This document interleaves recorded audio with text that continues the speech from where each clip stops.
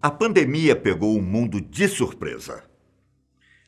Neste momento, milhões de pessoas estão em isolamento social, enquanto esperam os cientistas descobrirem a vacina para o coronavírus. E a cada dia que passa, as notícias de pessoas morrendo em todo o mundo nos deixam assustados, sem saber o que será do amanhã. As notícias ruins tomaram conta dos noticiários, redes sociais, rádio e sites de notícias. Porém, em meio a tanta tragédia, existem algumas notícias boas que nos fazem ter esperança de um futuro melhor. Meu nome é Ivan Lima e trago para vocês dados positivos sobre o coronavírus.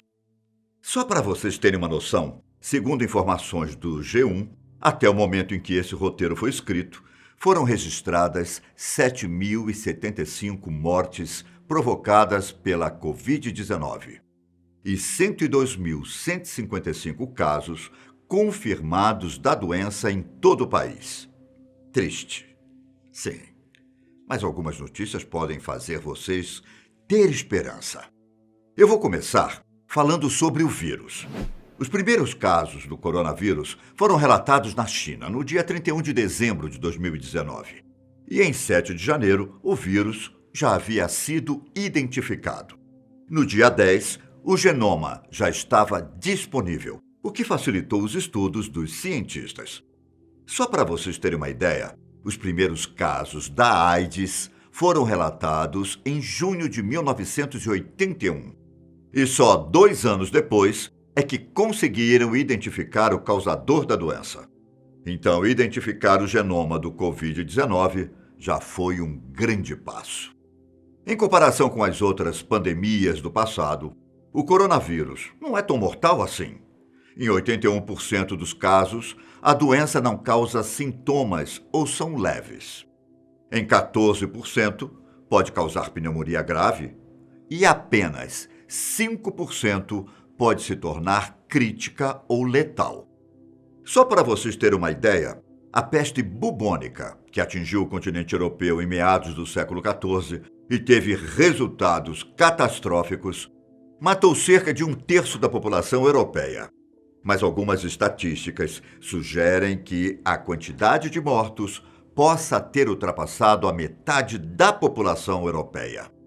Na época, a medicina não era tão avançada, diferentemente de hoje, que em poucos dias conseguiram identificar o que causa a atual doença. Outros dados que chamam a atenção são os de pessoas curadas, que está aumentando cada vez mais. Só para vocês terem uma ideia, há 13 vezes mais pacientes curados do que mortos. E conforme o tempo passa, essa proporção está aumentando. Além disso, apenas 3% dos casos ocorrem em menores de 20 anos, e a mortalidade em menores de 40 anos é consideravelmente baixa. Para completar, nas crianças, os sintomas são tão leves que podem passar despercebidos. Então, a boa notícia é que temos a medicina do nosso lado, e os avanços são consideravelmente bons. E ao redor do mundo, as notícias também são animadoras. No Vietnã, as autoridades informaram que o país conseguiu controlar a expansão da doença com a estratégia de testagem e rastreamento de casos. O país começou a agir bem no começo da pandemia, ainda em janeiro, e apesar de fazer fronteira com a China, na semana passada foi anunciado que eles conseguiram controlar o vírus, algo que as nações mais ricas ainda estão tentando fazer. Segundo números oficiais do Vietnã, foram apenas 270 casos entre as 96 milhões de pessoas. E por incrível que pareça, o país não registrou nenhuma morte.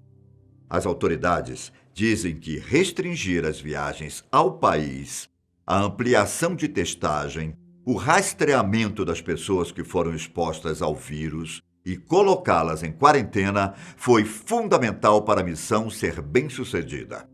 Já na Itália, país que ignorou a quarentena antes de se tornar o epicentro da pandemia na Europa, também tem notícias positivas. A Defesa Civil italiana informou que o país registrou 174 mortes no dia 3 de maio. o menor número de mortes diárias em quase 2 meses. Para vocês terem uma ideia, este é o menor número de óbitos diários contabilizado desde o dia 14 de março. Os números também indicam que o surgimento de novos casos também está diminuindo. A queda também continua no número de pacientes hospitalizados em terapia intensiva. Na China, que foi o epicentro asiático da doença, recentemente houve apenas 4 novos contágios por coronavírus. Todos eles precedentes de pessoas que estavam em outros países e voltaram ao território chinês. Ou seja, se os 2 países que mais sofreram com o coronavírus estão conseguindo se recompor, é provável que a gente também consiga, caso a quarentena seja respeitada. Para deixar vocês ainda mais esperançosos, temos como exemplo a Nova Zelândia. Na semana passada, o país anunciou que venceu a batalha contra o vírus. A Nova Zelândia conta apenas com 20 vítimas fatais e a população já recebeu as primeiras medidas de alívio do isolamento social. Claro que não podemos fazer uma comparação com o Brasil, um país muito maior e mais populoso, mas podemos usar as ações para evitar o contágio, dando a Nova Zelândia como exemplo. Em relação às vacinas, as notícias também nos trazem esperança. Os pesquisadores da Universidade de Oxford, no Reino Unido, nos trazem os primeiros ensaios sobre uma vacina contra o Covid-19. Os especialistas têm o objetivo de testar uma fórmula em cerca de 1.100 voluntários ao longo das próximas semanas. Otimistas, os pesquisadores estimam que em setembro deste ano a vacina já estará disponível. Isso se os desdobramentos forem similares aos obtidos com os testes feitos em macacos. 6 deles receberam uma dose única da vacina e não se infectaram pelo novo coronavírus, mesmo sendo expostos durante 28 dias ao micro-organismo. Agora, os testes da vacina foram feitos em humanos. As primeiras doses foram aplicadas no dia 23 de abril e outras pessoas estão sendo imunizadas desde então. Os voluntários, com idade entre 18 e 55 anos, têm que estar em boa saúde, morar nas áreas de recrutamento e serem diagnosticados negativamente para o Covid-19. Os italianos também têm uma boa perspectiva. Especialistas dizem que há um planejamento para iniciar os testes em humanos de uma suposta vacina eficaz contra o novo coronavírus. Algo previsto para acontecer a partir de julho. Se os primeiros testes forem bem-sucedidos, em 2021 será possível fazer o uso da vacina em um grande número de pessoas em risco. Em um laboratório no norte de Pequim, na China, um homem talvez tenha encontrado a tão procurada cura. Embora a vacina ainda não tenha sido testada, caso seja eficaz, o laboratório estará pronto para produzir pelo menos 100 milhões de doses por ano. O bom é que o histórico do laboratório é animador. Em 2009, superou seus concorrentes e se tornou o primeiro no mundo a lançar uma vacina contra a gripe suína H1N1. Os cientistas do laboratório esperam obter os primeiros resultados sobre a segurança da vacina até o final de junho, nas fases 1 e 2 dos testes. Então, o que podemos fazer é esperar e torcer para que tudo dê certo. Segundo a BBC, além de todas essas boas notícias sobre a vacina, já existem mais de 80 ensaios clínicos para analisar tratamentos contra coronavírus. A ciência está trabalhando a todo vapor e é nela que devemos confiar para que um dia tudo volte ao normal.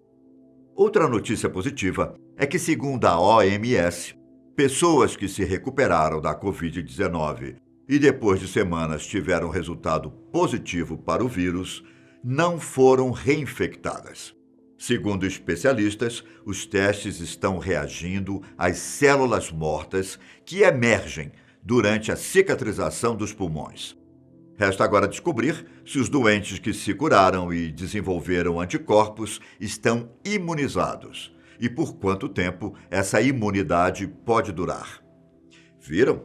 que, mesmo estando no meio de uma pandemia, existem notícias boas que nos fazem ter esperança de que tudo voltará ao normal? Ah, eu quase esqueci de falar sobre a ajuda que os cães podem nos dar nessa pandemia. Pesquisadores franceses afirmaram que estão treinando cães para detectar um eventual odor de coronavírus, em um processo parecido com o que acontece com outras doenças como o câncer. A pesquisa está sendo realizada em Paris e os estudiosos tentam auxiliar os cães a reconhecer os odores que possam ser emitidos por pacientes com o vírus. No caso, 7 pastores belgas estão sendo treinados. E se trata de cães que conseguem detectar diversas doenças crônicas, como alguns tipos de câncer, malária e mal de Parkinson. Mas fiquem tranquilos, pois não há indícios de que os pets desenvolvam sintomas de Covid-19 ou que transmitam o vírus a humanos. Como eu disse anteriormente, mesmo que o coronavírus esteja fazendo milhares de vítimas ao redor do mundo, não é nada comparado às pandemias que sofremos no passado. A gripe espanhola, também conhecida como gripe de 1918, foi uma vasta e mortal pandemia do vírus influenza. De janeiro de 1918 a dezembro de 1920, 500 milhões de pessoas foram infectadas, cerca de 1/4 da população mundial na época.